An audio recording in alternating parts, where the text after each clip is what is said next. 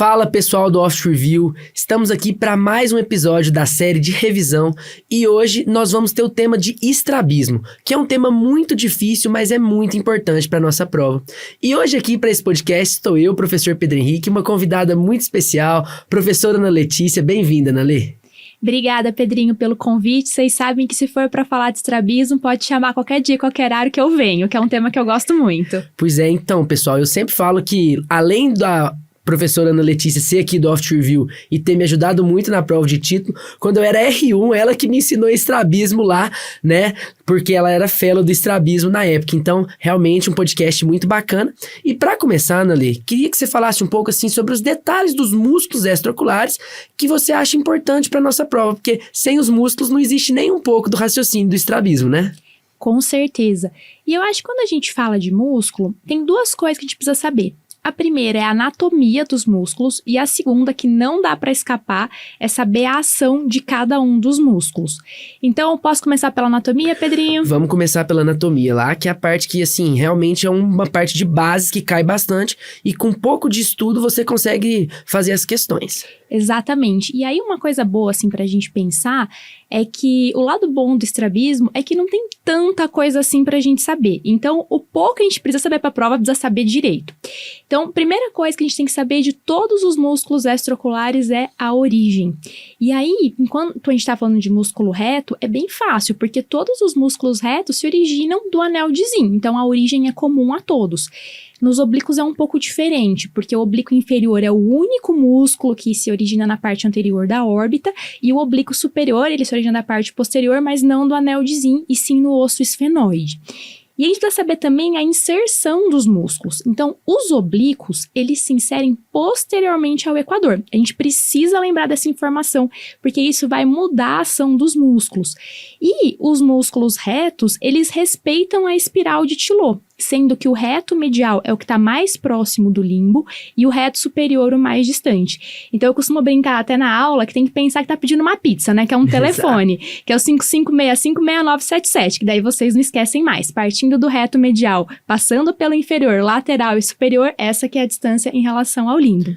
Ana Lê, uma coisa que eu queria saber, se você acha importante, é saber assim, qual que é o maior músculo também, isso costuma cair? O que você diz a respeito disso? Nos últimos anos não caiu, mas isso é um tema que já foi muito recorrente na prova do CBO, então eu acho muito importante saber sim, e isso também é uma coisa que eu friso bastante na aula, que a gente gosta de fazer essas comparações, né? Então, em termos de comparação, os músculos oblíquos são sempre os nossos campeões. Por quê? O oblíquo superior é o que tem o maior tendão e é o músculo mais longo, entre todos. E o oblíquo inferior é o que tem o menor tendão e é o mais curto, entre todos. Agora, falando de reto, o que a gente tem que lembrar é que o reto superior é o mais longo e o reto inferior é o menos longo, né, entre os músculos retos. E o reto medial é o que fica mais próximo do limbo entre eles, né, e o que tem o menor arco de contato escleral, sendo que o lateral é o que tem o maior arco. Então, isso a gente tem que saber sim, porque pode ser que caia na prova esse tipo de informação. Interessante. Então, realmente, essa questão de anatomia, você falou que influencia também na movimentação. Essa questão de onde que os músculos são inseridos e tudo mais. E aí, como que a gente deve raciocinar para lembrar, principalmente as ações secundárias e terciárias dos músculos, né? Isso daí é uma coisa que eu tento dar umas dicas, né? E, aliás, quem tiver com papel e caneta é bom anotar para não se perder. Então, começando do fácil, dos retos horizontais. Os retos horizontais têm ação horizontal. Então, o reto medial faz adução, ou seja, ele gira o olho para dentro, né? E o reto lateral faz abdução, gira o olho para fora. A coisa começa a complicar um pouco quando a gente fala de reto vertical e de oblíquo. Mas vamos lá, vamos simplificar. Reto superior eleva o olho, reto inferior deprime. O oblíquo superior, que a gente pensa, ele deve elevar. Não, ele não eleva. Por quê? Ele se insere posteriormente ao equador. Então, na verdade, ele é um depressor do olho. E o inferior, pelo mesmo motivo, ele é um elevador do olho.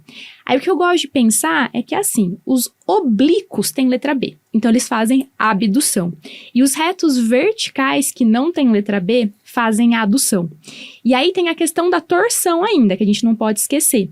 E aí os superiores, que é o reto superior e o oblíquo superior, eles fazem em ciclo, ou seja, o ponto mais alto do olho gira em direção ao nariz. E os inferiores, que é o reto inferior e o oblíquo inferior, fazem eciclo, que é o contrário. O ponto mais alto do olho gira para fora, contra o nariz. Então isso a gente tem que saber decor e salteado, porque isso pode cair. Então realmente, aí agora a gente finalizou a parte mais básica da anatomia e das movimentações, Eu queria só lembrar uma coisa, na verdade 2 coisas. A primeira é a inervação, que isso pode perfeito. cair também.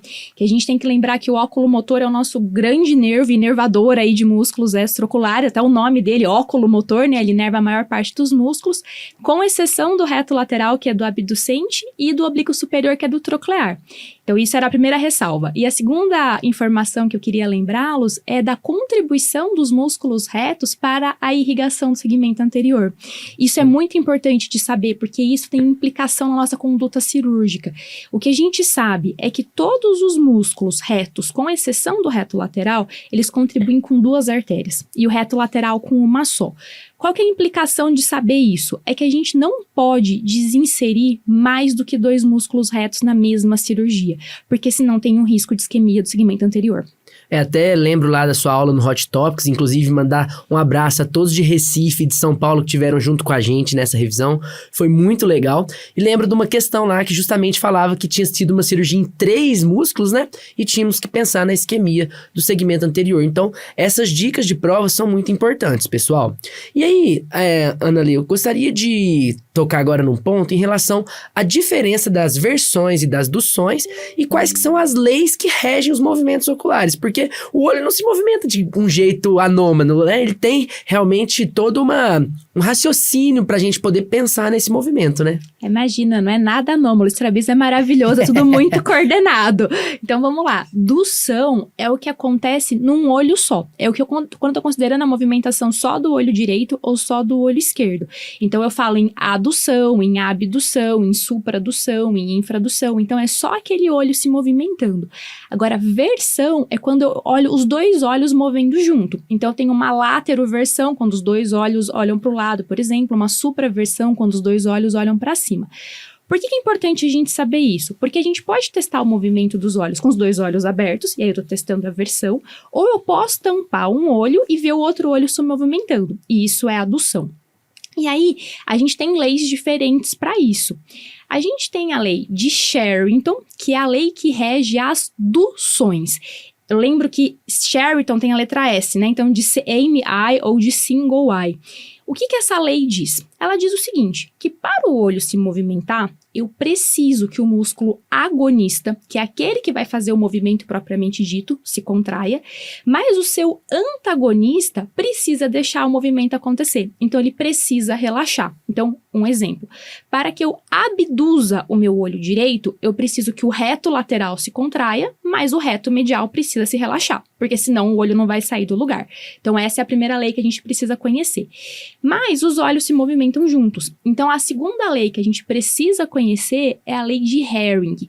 A lei de Herring diz o seguinte: para que eu olhe para o lado direito, por exemplo, o olho direito precisa que o seu reto lateral direito se contraia para abduzir, mas o olho esquerdo precisa aduzir. Ou seja, o músculo agonista, que é o reto lateral direito, precisa se contrair, mas o conjugado lateral, que é o músculo equivalente do outro lado, precisa se contrair também. Então, esses músculos recebem uma inervação recíproca. Tanto o reto lateral direito quanto o reto medial esquerdo tem que se contrair ao mesmo tempo para que os 2 olhos olhem na mesma direção.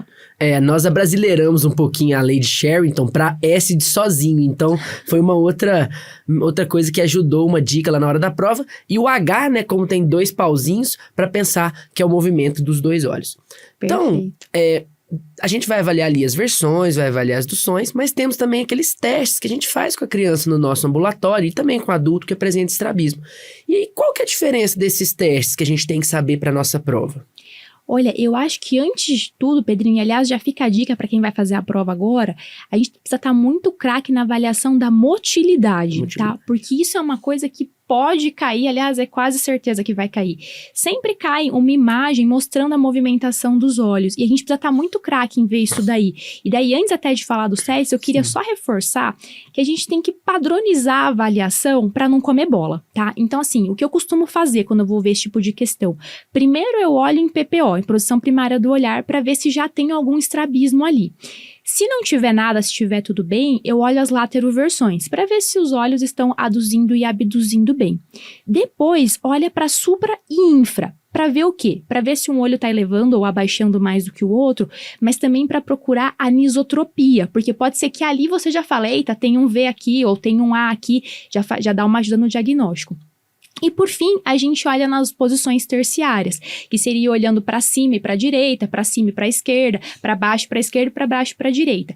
E aí a dica aí é sempre traçar uma linha em relação ao limbo, e essa linha tem que ser paralela ao solo. E aí a gente vai ver se o outro olho está alinhado com essa linha ou está acima ou abaixo, mostrando que tem hiper ou hipofunção.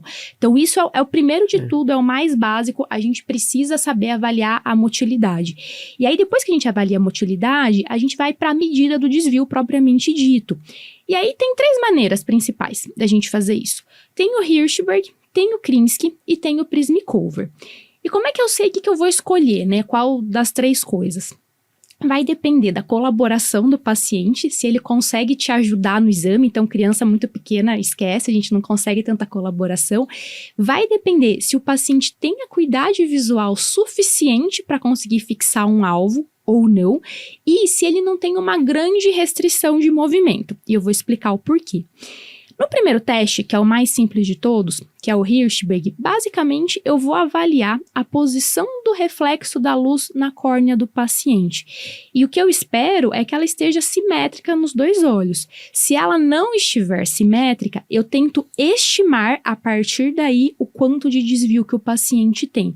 E a dica é a seguinte: a cada 1 milímetro de desvio do reflexo corneano, isso equivale a mais ou menos 15 dioptrias de desvio. Então, é importante a gente ter essa noção.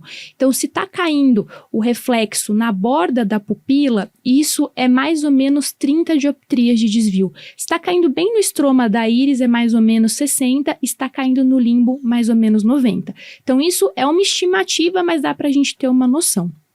Um método um pouco mais refinado seria o Krinsky. O Krinsky eu também vou avaliar a posição do reflexo da córnea, mas ao invés de só olhar o reflexo, eu vou associar um prisma. E daí, com o prisma, eu vou tentar mudar a posição do reflexo de forma que fique simétrico com o outro olho. E é claro que para fazer o Krinsky eu vou precisar de um pouco mais de colaboração do que no Hirschberg. E por fim tem o Prismikover. O Prismikover é o melhor, é o que é o mais sensível, que a gente consegue fazer de melhor, tem uma medida mais exata, mas para isso o paciente precisa colaborar, fixar num alvo à distância e tem que conseguir movimentar razoavelmente bem os olhos. E aí no Prismikover, o que eu vou fazer? Eu vou fazer um cover alternado, vou passar o cover de um olho para o outro e vou colocar um prisma de tal forma que eu anule a movimentação de refixação daquele olho. E aí a dica é: o ápice do prisma aponta para o desvio. Então, se o paciente tem uma hipertropia, o ápice fica para cima, a base fica para baixo. Se o paciente tem uma ET, o ápice fica para dentro, a base fica para temporal, fica externa. A gente não pode esquecer disso, que é desse jeito que a gente segura o prisma. Então, uma outra dica sobre prismas importante é a seguinte, pessoal. Quando o desvio é muito grande, você não pode colocar 2 prismas na mesma direção no mesmo olho, porque esses prismas vão ter uma ação anômala. Se você precisar somar desvios, você coloca um prisma em um olho, o outro no outro olho, e não é a soma algébrica deles. Você tem que sempre olhar na tabelinha para poder ver qual que é o valor. E aí, caso tenha um desvio tanto ali de altura quanto um desvio vertical, aí tudo bem você usar, porque não são na mesma direção. E aí, dentro dessa propedêutica agora, chegou ali, né, a gente fez a avaliação do estrabismo, de toda a motilidade, mas chegou uma criança no nosso consultório. Quais são os marcos que a gente tem que saber para que nós possamos ver se aquela criança está dentro do desenvolvimento visual adequado ou se ela tem alguma anomalia? Porque eu acho que isso é um ponto também ali que não é só de estrabismo, mas que a gente acaba falando aqui do nosso módulo de estrabismo, né? Com certeza. Eu acho que, primeiro de tudo, já que a gente está em estrabismo, a gente precisa avaliar se a criança tem estrabismo. E aí, o que a gente tem que avaliar? É o seguinte: a partir dos 6 meses de idade, a criança não pode ter mais desvio nenhum. Nem intermitente, nem desvio manifesto, não é mais para ter desvio. Se tiver, isso já é um estrabismo e tem que ser encaminhado para alguém que seja especialista na área. Antes dos 6 meses, é comum que a criança tenha alguns desvios intermitentes, mas qualquer desvio fixo do olhar, mesmo antes dos 6 meses, isso já é considerado patológico e já precisa de uma avaliação mais específica.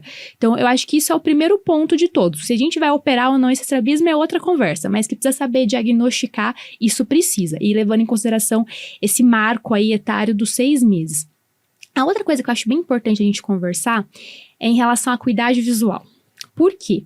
Isso às vezes pode até ser uma pegadinha de prova, tá, gente? Que é o seguinte, a criança, ela não nasce 20/20. Então não adianta chegar uma criança, sei lá, de 3 anos no consultório, por mais fofinha e colaborativa que ela seja, e esperar que ela informe 20/20 a acuidade visual, porque ela não vai informar.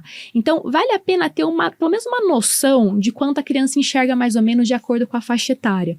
Então o que é o esperado, tá? É que uma criança de 4 anos informe pelo menos 20/40. Tá? Se ela informar menos do que isso, tem coisa aí, a gente precisa investigar. Uma criança de 5 anos, pelo menos 20/30, 20/25, de 3 anos, pelo menos 20/50, e menos do que isso, se informar, pelo menos 20/60. Então, a gente precisa ter essa noção de que a criança não é 20/20 e, a partir daí, tomar nossas condutas. E aí tem o jeito certo de medir a visão também. Por quê? Para a criança não verbal, o que a gente faz é teste de olhar preferencial, né? Então, por exemplo, coloca aquelas raquetes e vê se a criança olha. Se a criança informa a visão, o que a gente prefere são os Lea Symbols. E aí tem que tomar muito cuidado no jeito que vai medir essa acuidade visual, porque a gente não pode medir só um optotipo isolado, falar, acertou esse aqui, vou pular para a próxima linha. Não pode, porque isso é um risco grande da gente não diagnosticar a ambliopia. Se a gente for fazer um optotipo isolado, tem que lembrar de colocar aquelas barras de interação, que são aqueles quadradinhos que ficam em volta, que é para simular um pouquinho o efeito crowding. Caso contrário, se não tiver essa opção, tem que ver todos os optotipos da mesma linha. E aí, a gente consegue, quando a criança vai ficando um pouco mais velha, testar outras habilidades visuais também. Então, por exemplo, a partir dos 4 anos já testa estereopsia, porque a criança já consegue informar, mas acho que esses são os principais marcos, né? E para bebê muito pequeno, se tiver difícil de, enfim, avaliar o teste de visão preferencial, uma coisa que é bem importante de observar é se a criança reage à oclusão monocular, porque a criança que não está enxergando de um olho, quando a gente tampa o olho bom, a criança entra em pânico, né? Então isso é importante a gente ver a reação dela e ver qual é o padrão de fixação também, porque se a criança fica com o olho muito perdidinho ali, não consegue seguir bem o objeto e tal, tem que também acender uma lanterninha que pode ser que tenha alguma coisa errada, né? Então, até vindo pra cá pra gravar o podcast, liguei pra minha mãe, que é oftalmologista, e ela falando que tá suspeitando de uma criança de 6 meses com amaurose congênita de Leber, porque não tem uma fixação, faz aquele reflexo de até colocar a mãozinha no olho, como se fosse coçando o olho, apertando o olhinho. Então, são sinais que nós temos que ficar sempre atentos. E uma coisa também que eu sempre lembro que a doutora Marisa cobrava muito, a nossa chefe lá do estrabismo do HC, era justamente marcar, até mesmo se a criança errava um optotipo daquela linha. Às vezes, no adulto, a gente passa batido, errou um, mas acertou 4, é tranquilo. Lá não, a gente tinha que até avaliar quantos que ela acertava por linha, justamente por conta do próximo tópico que nós vamos citar agora, que é a ambliopia, né, Ana-Lê? Que acho que isso é um dos pontos que nós podemos mudar a vida de uma criança se a gente souber o básico de ambliopia. Não, com certeza, é uma causa de cegueira totalmente evitável, assim, né? Então, a gente tem que saber diagnosticar e tratar também. E aí, só lembrando a definição, né? Como a gente define a ambliopia é justamente a partir da medida da acuidade visual. Então, essa acuidade visual tem que ser sido bem medida, porque é a partir dela que a gente vai fazer o diagnóstico. E a gente considera a ambliopia quando a acuidade visual corrigida da criança dá uma diferença de 2 linhas entre os olhos, ou quando não consegue chegar em pelo menos 20/30 com os 2 olhos corrigidos. Então, isso tudo já é sinal de ambliopia. E a gente tem 3 tipos, né, de ambliopia. A gente tem a refracional, que infelizmente é a mais comum, e eu digo infelizmente porque é muito triste que a gente ainda não consiga tratar o erro refracional das nossas crianças, mas o lado bom disso é que ela é que responde melhor ao tratamento, então vamos levar pelo lado positivo. Tem também a ambliopia por estrabismo e tem a ambliopia por privação. A por privação é quando a criança tem alguma opacidade de meio ou alguma dificuldade de fazer aquela luz chegar na retina. E isso pode acontecer por uma ptose, por catarata congênita, opacidade de córnea, etc. Essa é a mais grave, é a que piora mais a visão do paciente.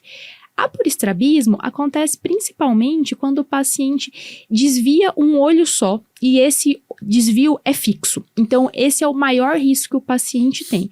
E a purrefração é quando é uma refração alta, não corrigida, que deixa a visão borrada do paciente. E aí, o erro refracional, isso é importante saber, o erro refracional mais associado à ambliopia é a alta hipermetropia, porque borra a visão tanto de longe quanto de perto, e aí a criança não consegue desenvolver a visão direita naquele olho. E aí, quando eu tenho ali uma criança com ambliopia, o que eu devo primeiro fazer para tratar essa criança? Aí vai depender da causa. Então, assim, se o problema for refração, a primeira coisa que a gente vai fazer é passar óculos, tá? E aí, depois, a gente vai esperar um pouquinho, e se não estiver respondendo, aí sim a gente vai entrar com oclusão. Agora, se o problema for uma causa de privação, por exemplo, uma ptose, uma catarata congênita, o primeiro passo é tratar a causa, e o segundo passo é entrar com tampão. A diferença aqui é o estrabismo, porque em geral a gente primeiro trata a ambliopia para depois operar o estrabismo. E por que a gente faz isso, né? Tem alguns motivos, mas um deles é porque a partir do momento que a gente opera o estrabismo e o olho fica reto, os pais acham que o problema está resolvido e eles não querem mais tratar a ambliopia. Então é importante a gente resolver isso antes de fazer a cirurgia.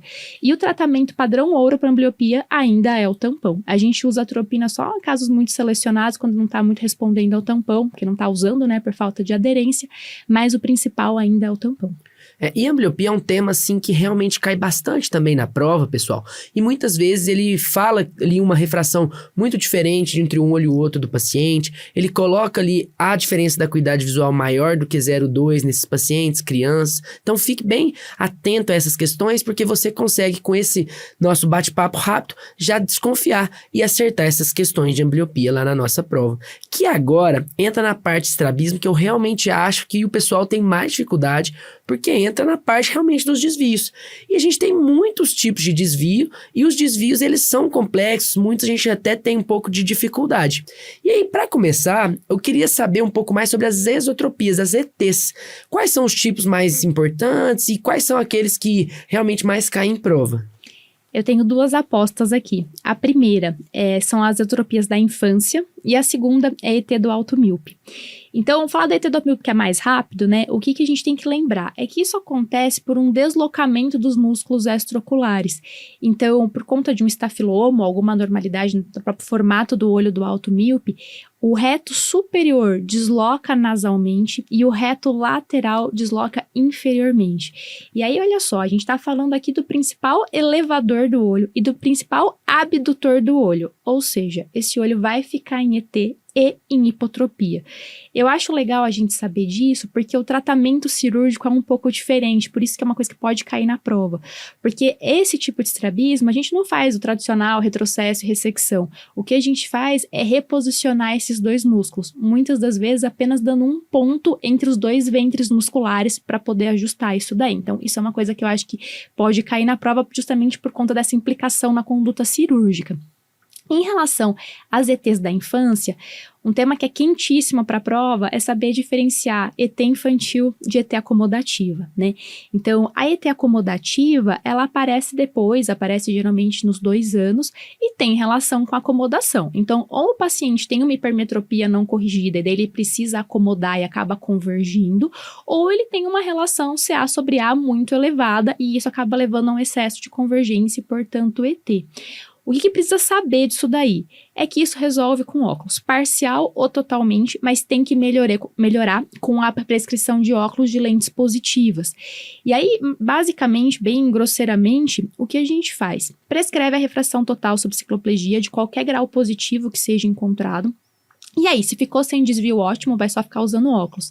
Se sobrou desvio para longe, opera. E se sobrou desvio para perto, a gente pode considerar usar óculos bifocais. Então, isso é uma coisa que precisa ficar bem, assim, medular, assim, tem que ser um reflexo medular na cabeça de vocês. Tem que pensar, é acomodativo, tem que melhorar pelo menos uma parte com óculos.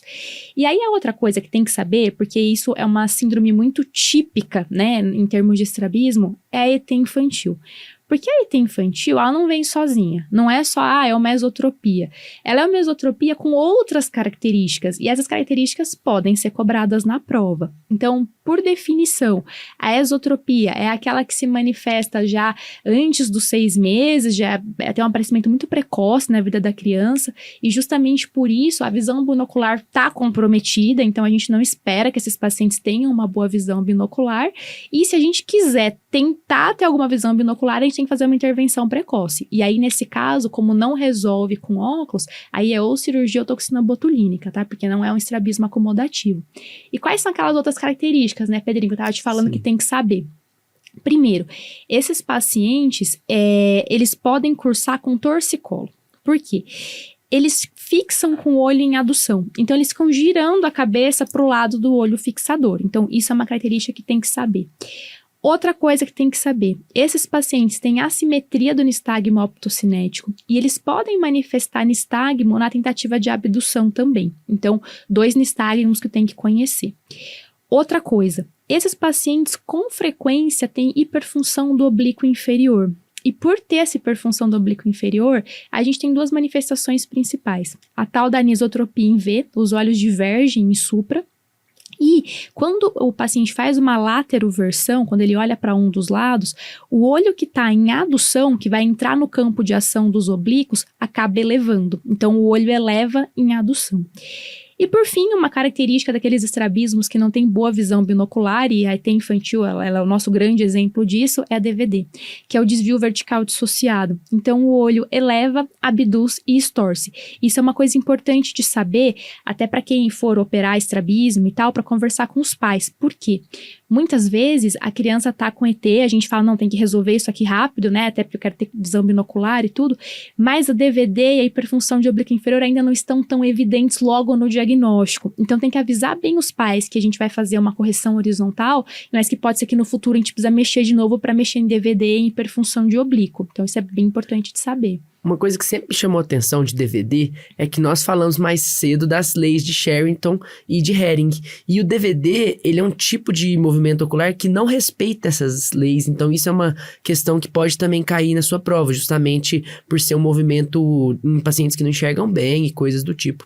E eu queria que você falasse um pouquinho mais também, Anali, da síndrome de ciância para nós agora, que também tem um pouco a ver com esse assunto. É bom que você perguntou, Pedrinho, porque isso é uma coisa que gera muita confusão, né? Que é uma diferenciação de termos mesmo. Daí entra ET congênita, ET infantil, síndrome de ciância, né? ET congênita é um termo que a gente não gosta muito, tá? Eu, de vez em quando, trago isso na aula, que todo mundo precisa conhecer, porque tá nas referências ainda, mas não é um termo que a gente gosta, justamente porque a criança não nasce com estrabismo. Em geral, aparece a partir do 2º mês de vida. Então, é um tema que estrabólogo não gosta muito, mas precisa conhecer. ET infantil é o termo que a gente prefere, justamente porque não tá associado logo ao nascimento da criança. E a síndrome de ciância, ela é um subtipo da ET infantil. Ela tem algumas características a mais, né, em relação à ET infantil. Quais são essas características? A primeira delas é que o ângulo de desvio é maior, então enquanto na ET infantil normalzinha a gente espera um estrabismo a partir de umas 30 dioptrias prismáticas, na síndrome de ciância é muito mais, é mais de 50, assim, então é uma convergência dos olhos muito mais importante. E a outra coisa é que na síndrome de ciância existe uma limitação bilateral da abdução. Por que isso acontece? Não é que o reto lateral não está funcionando, o reto lateral está ali pronto para exercer sua função. O problema é o reto medial. O reto medial está contraturado e segurando o olho naquela posição. E aí, como é que a gente sabe que o problema é o reto medial e não o reto lateral? De 2 formas. Com o paciente no consultório, não dá para pedir para um bebê fazer uma sacada, né? Eu não espero isso, esse nível de colaboração, mas a gente pode movimentar a cabeça da criança e ver a sacada do reto lateral. A gente vai ver que o músculo tem força.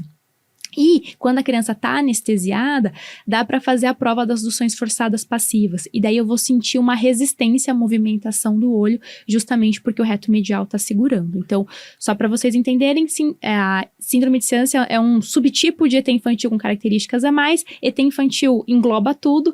E a ET congênita é o termo que a gente não gosta muito, mas em teoria é sinônimo de ET infantil. Pessoal, então assim, realmente esse tópico das ETs cai bastante na prova, mas também não podemos esquecer das XTs, as exotropias. E aí, de XT, o que é mais importante? Com certeza a XT intermitente. E a XT intermitente, eu acho que o importante na prova é saber reconhecer a questão da XT intermitente, porque é sempre muito evidente, sempre vem com uma dica. Ou é uma XT que tem boa visão nos dois olhos, ou tem uma foto mostrando que a criança tá orto e depois tá em XT, então você fala, não é um desvio constante, né? É um desvio intermitente. Ou tem aquela clássica historinha que conta que quando a criança sai num ambiente muito iluminado, ela fecha um dos olhos. Então, identificou esse tipo de padrão de questão, tem que pensar em XT intermitente. E eu costumo brincar na aula, né, que a XT intermitente é um estrabismo Nutella. Por quê? Justamente por ser intermitente, ela, em geral, ela não prejudica a acuidade visual, então não é um estrabismo pra gente ficar em desespero, assim, de ai meu Deus, preciso operar logo, senão a criança vai ficar amblíope.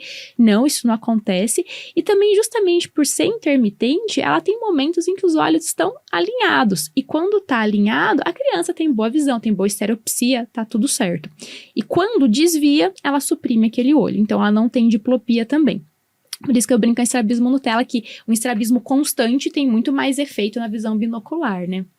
E a gente geralmente opera esses casos? Como que nós geralmente lidamos com esses casos de XT intermitente? Ó, contar um segredo aqui, que por mais que a XT intermitente seja boazinha com a visão e com a estereopsia, pro estrabólogo ela é chata de operar, tá? Porque ela tem uma grande taxa de recidiva. Mas o tratamento da XT intermitente é cirúrgico, tá? O tratamento definitivo é cirúrgico. A questão não é todo paciente que a gente opera. A gente vai operar o paciente não baseado no quanto o olho desvia, do tipo assim, se ele desvia 50 dioptrias, esse estrabismo é mais grave, eu preciso operar. Não. O que a gente vai avaliar é a frequência com que o olho desvia. Se está desviando a maior parte do tempo, isso é indicação de cirurgia. Se desvia muito de vez em quando, só quando o paciente está com febre, ou cansado, ou desatento, aí a gente pode esperar. E uma coisa importante é que, diferentemente da ET infantil, que a gente tem que agir rápido para preservar a visão binocular, na XT intermitente é o oposto. A gente espera para operar, tá? E a gente geralmente opera entre 4, 5 anos ou até mais velho, justamente porque a gente sabe que a visão binocular tá preservada e a gente quer que aquele sistema visual amadureça antes de fazer cirurgia. E o que a gente faz até então, né? Porque a criança chega no consultório com 2 anos de idade e uma XT intermitente. Aí você vai falar pro pai, não posso operar, não vou fazer nada? Não, alguma coisa tem que ser feita, né? E aí, a primeira coisa que a gente faz é usar tampão. E aí, a ideia do tampão aqui não é ambliopia, tratar ambliopia, nada do tipo, até porque a criança não tem ambliopia com uma XT intermitente. A ideia é fazer um tratamento antissupressivo. Por quê? Quando o paciente tem uma XT intermitente e o olho desvia, toda aquela hemiretina temporal, ela é suprimida enquanto o olho está desviado. Então, a ideia é colocar tampão para que aquela hemiretina temporal deixe de ser suprimida e aí o paciente tenha um melhor controle. Quando o olho desviar, ele vai perceber e ele rapidamente alinha. Então, esse é o primeiro passo, é colocar tampão. E aí, para casos específicos de pacientes que têm uma relação CA sobre A alta, dá para fazer também um tratamento com lentes negativas, porque isso estimula o paciente a fazer convergência e dessa forma consegue controlar um pouco melhor o desvio. E aí, depois disso tudo, quando tiver já mais de 4 ou 5 anos e tiver muito descompensado, a gente fala descompensado quando o olho está desviando com muita frequência ao longo do dia, aí sim faz cirurgia. Eu nunca vou me esquecer de uma criança que tinha no meu ambulatório lá do Hospital das Clínicas, que a primeira vez que eu atendi ela foi no período da tarde. E aí tava a criança orto, 20/20, tranquilo. E aí ela era de Araçatuba, uma cidade lá quase no Mato Grosso do Sul, e vinha de madrugada para São Paulo para ser atendida. E quando ela veio para uma consulta de manhã que eu marquei, essa criança tava já com XT intermitente por conta do cansaço. Então sempre ali, cansado, ou paciente que já é adulto, que consome bebida alcoólica também, essas dicas você sempre tem que, né, igual a professora Ana Letícia falou, você tem que ficar esperto. E aí, pessoal, falamos dos desvios horizontais, agora eu vou perguntar para a professora Ana Letícia sobre os desvios verticais. O que é aí o ponto que nós temos que ficar espertos em relação aos desvios verticais? Desvio vertical já é bem mais complexo, né? Porque a gente não tem grandes síndromes de desvio vertical, a não ser DVD que a gente já conversou e tem que saber identificar. A questão dos desvios verticais é sempre padronizar o raciocínio e tentar encontrar qual é o músculo culpado, quem é o músculo que está funcionando menos do que deveria. Então é o seguinte, o olho que está mais alto, quem está funcionando menos é quem deveria abaixar o olho. Então, tem que sempre pensar nisso. Se o olho está mais alto, é porque o olho não está abaixando.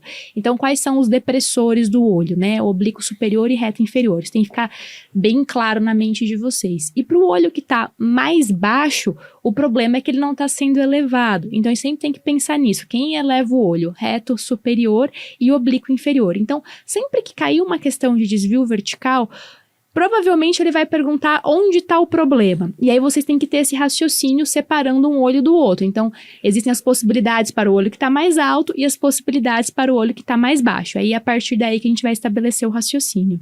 Perfeito.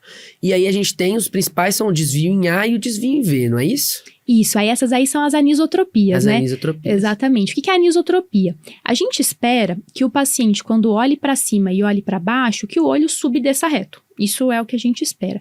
Agora, se o paciente, quando olha para cima, ele faz uma divergência ou uma convergência, ou quando ele olha para baixo e faz uma convergência ou uma divergência, aí a gente tem as anisotropias.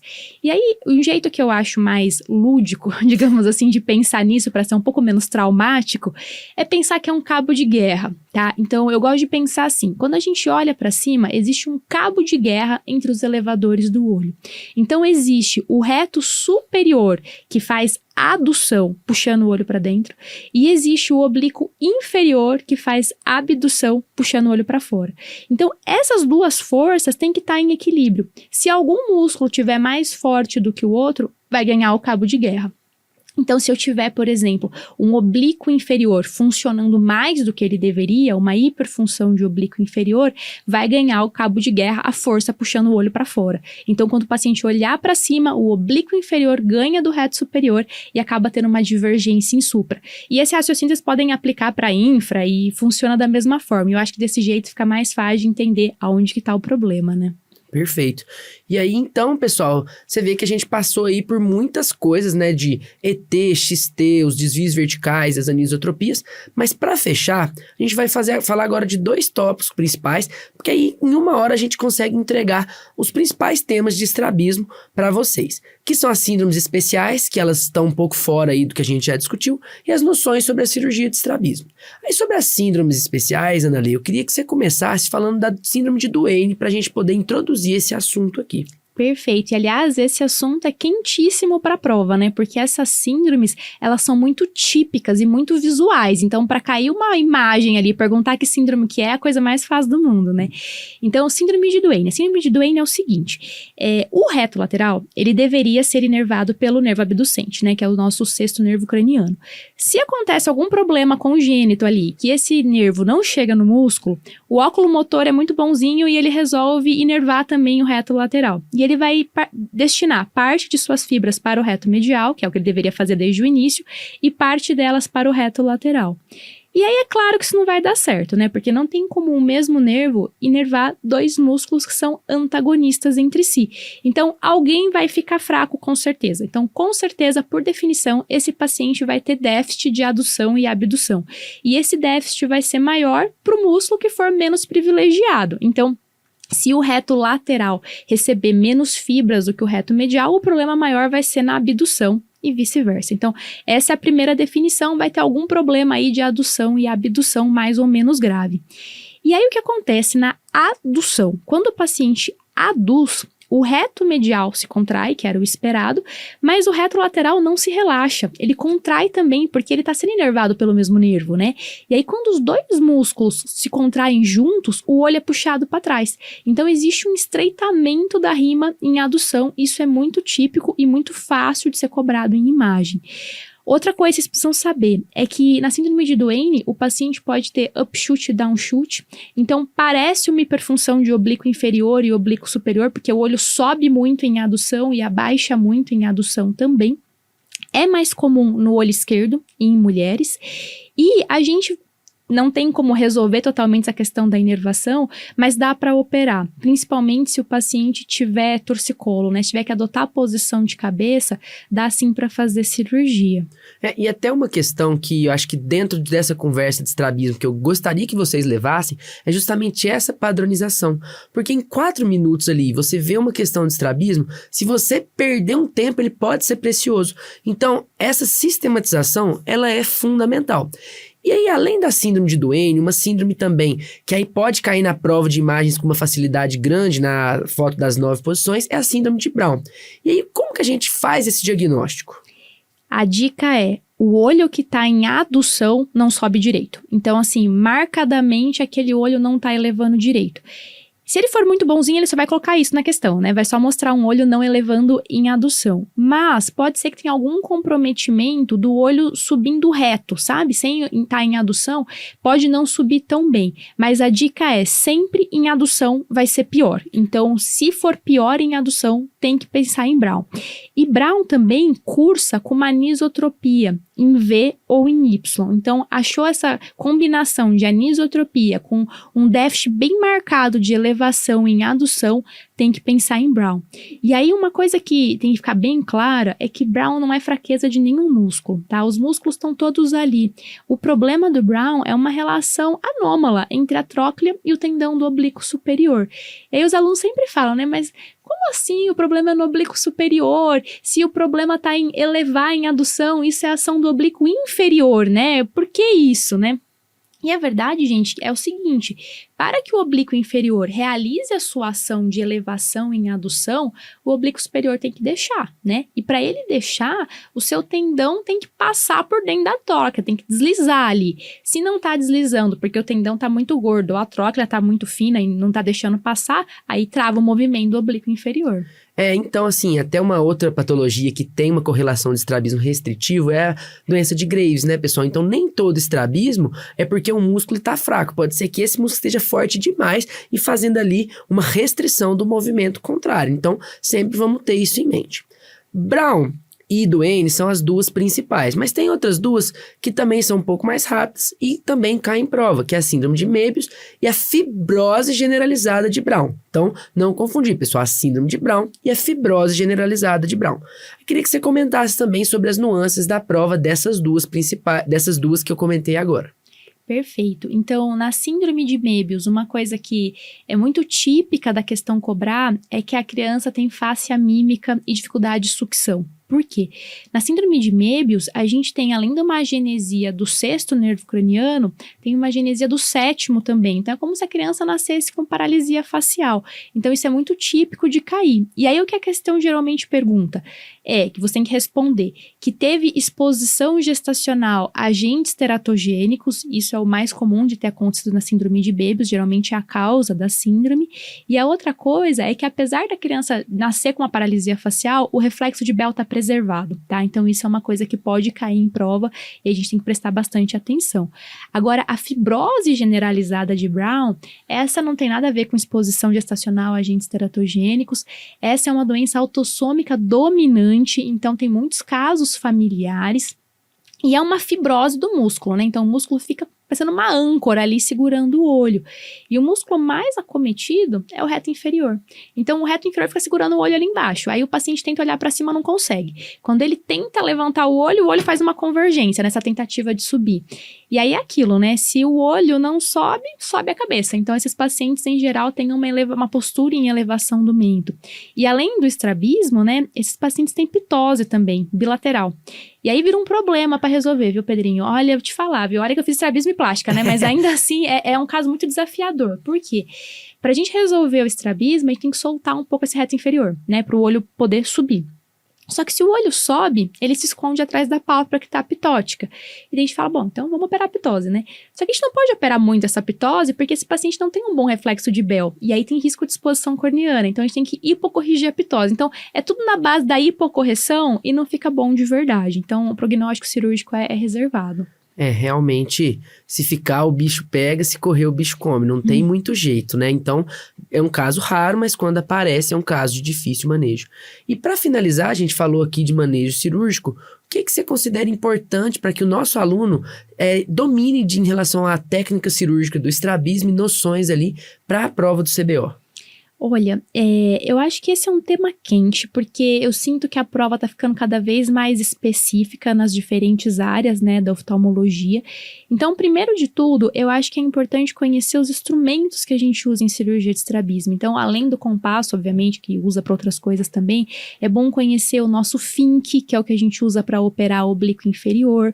É bom conhecer o Tucker, que é o que a gente usa para operar o oblíquo superior, e os ganchos, né, que é o que a gente usa para pegar o músculo propriamente dito. E aí, eu acho difícil cobrar quantidade de cirurgia na prova, porque isso também varia de cirurgião para cirurgião, né? Acho que cobrar uma medida muito exata, se você vai fazer um retrocesso de 4 ou 4,5, é uma coisa muito específica, mas é bom ter uma noção do que é muita cirurgia e o que é pouca cirurgia. Outra coisa importante, na minha opinião, é saber qual olho vai operar. Então, em geral, a gente opera o pior olho. Então, a gente vai operar o olho que tem pior acuidade visual, o olho que desvia com mais frequência. Mas existe uma exceção muito importante que precisa conhecer, que é a seguinte: quando o paciente tem nistagmo e adota uma posição de bloqueio, ou seja, ele tem um torcicolo por conta daquele nistagmo, aí a gente tem que operar o melhor olho. Então, isso tem que ficar bem claro, porque isso pode cair em prova. Em todas as outras condições, a gente vai operar o olho que desvia, o olho de pior acuidade visual e tudo mais. Agora, nessa condição específica de um nistagmo com posição de bloqueio, aí tem que operar o olho fixador, que é o melhor olho do paciente. Outra coisa importante, na minha opinião, é saber as complicações da cirurgia de estrabismo. Então, a principal complicação são as hipo e hipercorreções. Por mais que a gente meça, que a gente se programa, que chegue sabendo que o paciente tem tanto de desvio e, portanto, vai operar tantos milímetros, pode ter hipo e hipercorreção e com eventual até diplopia pós-operatória. Então, isso tem que ficar bem claro. A outra coisa que a gente já até deu um spoiler aqui no começo da aula é em relação à isquemia do segmento anterior. Então, respeitar essa máxima de desinserir no máximo 2 músculos retos no mesmo olho. E aí, se precisar, né, mexer em outro músculo, o que a gente faz, né? A ideia é não cortar o músculo. O que eu não posso fazer é cortar o terceiro músculo. Então, eu posso dobrar esse músculo sobre ele mesmo, e isso seria uma cirurgia de fortalecimento do músculo, uma aplicatura, por exemplo, e dessa forma eu não leso a vascularização. Ou eu posso injetar toxina botulínica, que é um jeito de enfraquecer a ação desse músculo sem cortar a artéria ali. E outras coisas que podem acontecer, né? No intraoperatório, o paciente faz bradicardia e isso faz mesmo, a gente sempre tem que dar uma aliviada na tensão quando o anestesista pede, e se isso não for suficiente, tem que atropinizar. Outra coisa, perda de músculo, isso é um pesadelo pro estrabólogo, a gente morre de medo disso acontecer, e aí isso acontece principalmente no reto medial, porque o reto medial ele não tem relação com o músculo oblíquo, então quando ele desinsere ele corre lá para trás e fica muito difícil de pegar, e tá associado também a gente fazer aquelas suturas em hangback, quando deixa aquele fio longo mais para trás. Por quê? Se o paciente coçar e arrebentar o fio, era o que estava prendendo o músculo, né? Então o músculo pode desinserir por conta disso também. E aí, para aquele nosso aluno que não tem tanto contato ali com a cirurgia, quais são as principais técnicas que nós temos, assim, em relação a enfraquecer ou fortalecer cada músculo? Basicamente, é exatamente isso que a gente faz, Pedrinho. A gente ou enfraquece o músculo que está muito hiperatuante, né? Ou a gente fortalece o que estava funcionando menos. E aí, para a gente enfraquecer, o que a gente faz é diminuir o arco de contato daquele músculo com a esclera, através de um retrocesso. Então, a gente desinsere o músculo da sua inserção original e coloca mais para posterior, ou seja, mais próximo da origem do músculo, quando for um músculo reto, né? E aí, a quantidade de milímetros vai depender da quantidade de desvio que o paciente tem, mas dessa forma o músculo fica enfraquecido quando ele está funcionando demais. E quando é o contrário, quando o músculo está funcionando menos do que ele deveria, a gente dá uma encurtada no músculo. Então a gente corta um pedaço desse músculo e esse músculo encurtado a gente coloca na posição original da inserção dele, mas agora um comprimento menor, e o músculo fica mais tenso e dessa forma aumenta um pouco a sua função. Muito bacana. Então, Queria agradecer muito a sua presença aqui hoje com a gente, professora Ana Letícia, de Estrabismo e Plástica. Nós estamos, pessoal, lá no nosso fórum, prontos para responder quaisquer dúvidas. Eu mesmo lá, que quando é o meu dia, eu sempre mando para a professora Ana Letícia, ela ajuda com essa parte de estrabismo. Treinem bastante questões, tem alguns tópicos que estão nas questões que nós não conseguimos abordar aqui, porque é uma matéria extensa, é uma matéria complexa, e prestem bem atenção aqui na revisão, estamos à disposição. Muito obrigado pela presença de todos e grande abraço. Obrigada, pessoal. Bons estudos e boas provas. E contem com a gente. Contem com a gente. Até mais.